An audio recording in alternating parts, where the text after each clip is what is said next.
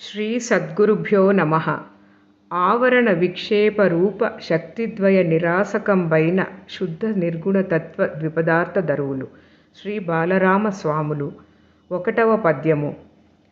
శ్రీకర గురుమూర్తి చిరకీర్తి పరుని ప్రాకటంబుగమన పద్మంబునందు వికలత లేకుండ వినుతి చేసినను సకల దైవతములను సాంగముగా గొల్చు సుకృత భావము చెల్లును.